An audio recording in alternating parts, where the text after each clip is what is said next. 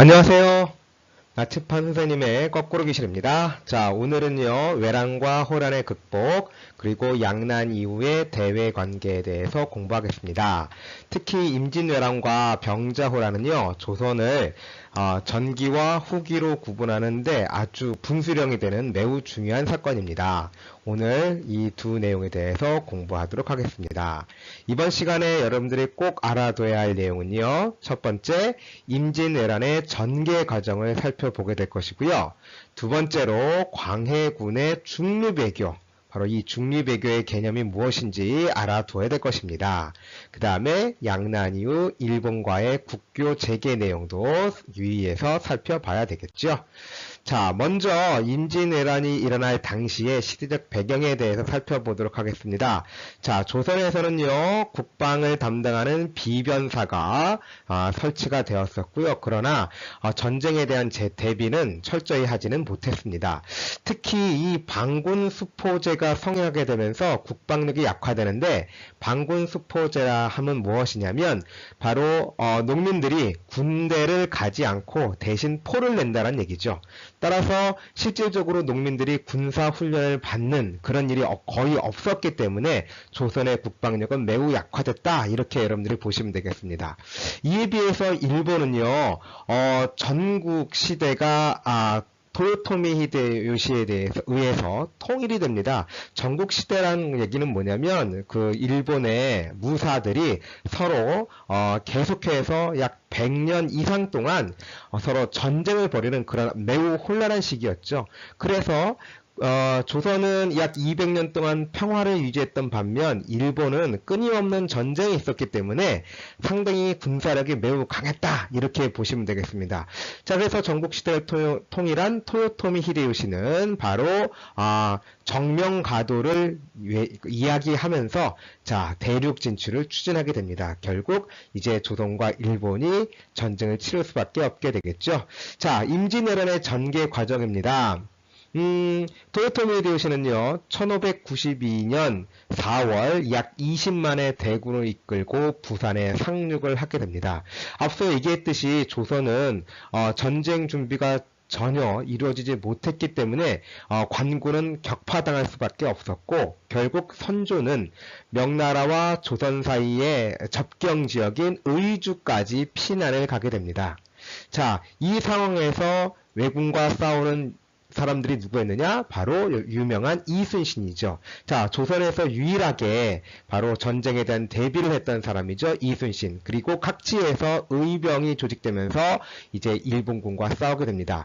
자, 이순신은요, 옥포에서 처음으로 승리를 거두게 된 이후에 특히 한산도 대첩에서 일본 수군을 격파하면서 일본의 이른바 수륙병진 작전을 막아내고 전라도 일대의 곡창 지역을 막아내는 그러한 결과를 가져오고, 결국은 이러한 수군과 의병의 활력으로 전세가 역전되는 그런 결과를 가지고 옵니다.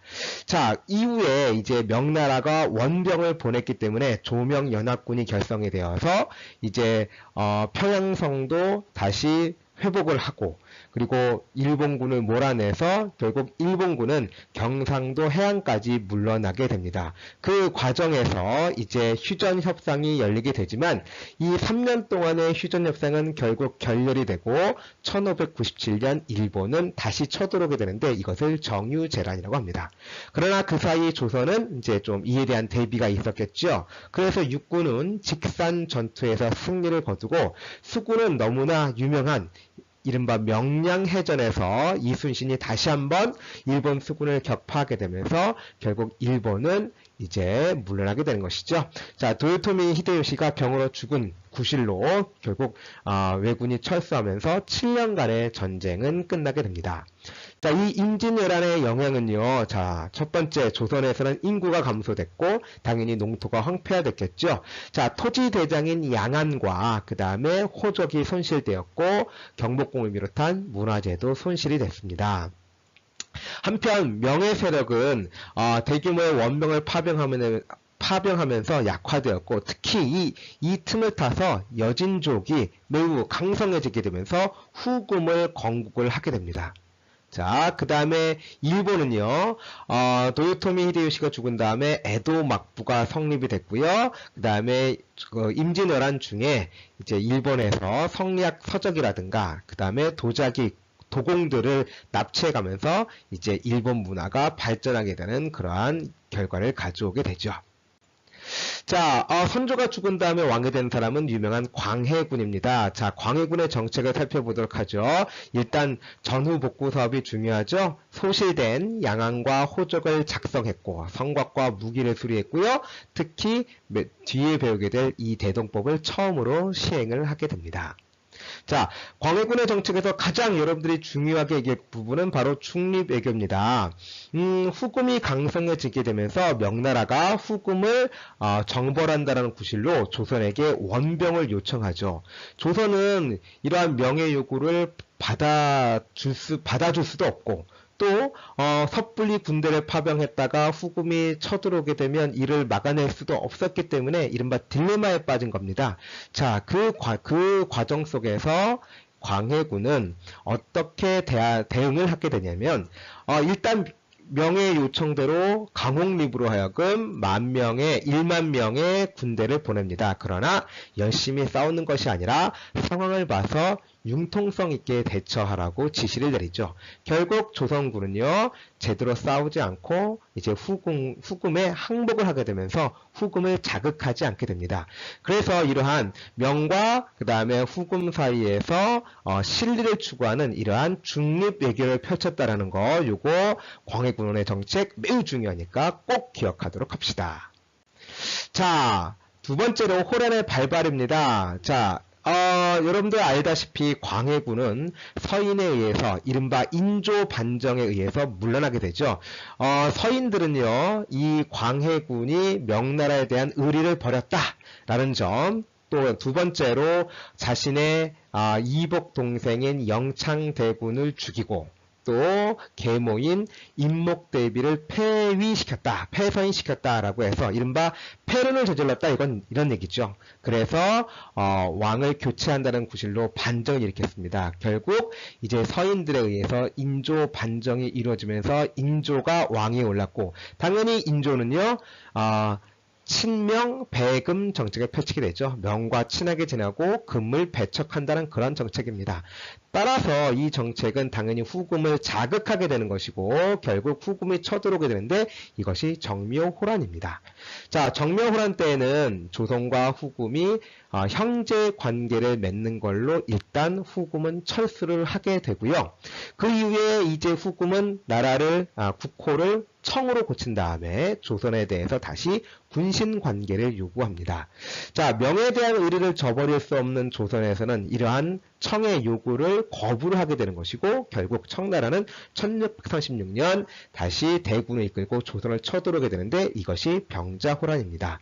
자, 병자호란 때에는 이제 인조가 남한산성으로 피신해서 약 45일 동안 항전을 합니다만 우세한 청나라의 무력 앞에 결국 굴복을 하게 되는 것이고 삼전도라는 곳에서 치욕적인 항복 의식을 거행하게 되죠. 이것을 우리는 삼전도의 치욕이다라고 얘기를 하게 됩니다. 자, 그러면 이러한 그 임진왜란과 병자호란 이후의 대외 관계는 어땠을까요? 자, 먼저 청나라와의 관계입니다. 자, 병자호란 이후에 조선은 청나라의 치욕적인 이제 항복을 하게 되죠. 그래서 인조 이후에 왕이 되는 그런 효종 때에는 이런 청나라에 당한 치욕을 갚자, 명에 대한 명에 대한 원수를 갚자라고 하면서 북벌을 추진합니다. 북벌이라 함은 청나라를 정벌하자는 얘기죠. 현실성이 있었을까요? 참 힘들었겠죠. 따라서 여기 서인 정권에 반대하는 이른바 남인들을 중심으로 해서 청의 어떤 강함을 현실적으로 인정을 하고 청나라로부터 배우자라고 하는 북항론도 제기가 됩니다. 자, 그 다음에 숙종 때에는 청나라와의 영토를 확실히 하기 위해서 백두산 정계비를 건립을 하죠. 서쪽으로는 압록강, 동쪽으로는 토문강을 경계로 하는 그런 영토를 확정하게 되는데 이것이 나중에 이제 그 해석을 둘러싸고 청나라와 조선 사이에 영토 분쟁이 일어나게 됩니다.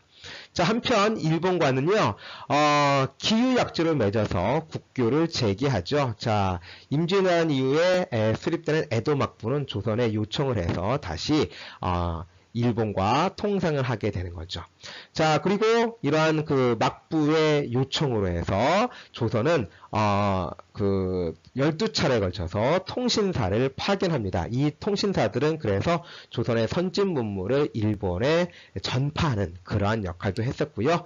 자, 그 다음에 우리 안용복 잘 알고 있죠? 자, 안용복이 이제 일본 어민들 쫓아내고 독도가 우리 땅임을 이제 인정받게 하는 그러한 독도 수호 활동을 전개했다는 것도 알아두시기 바랍니다. 자, 여기까지 우리 양난 이후 양난의 전개 과정, 양난 이후 대외 관계, 그 다음에 광해군의 중립 외교를 중심으로 살펴봤습니다. 자, 수업 시간에 만나요. 안녕.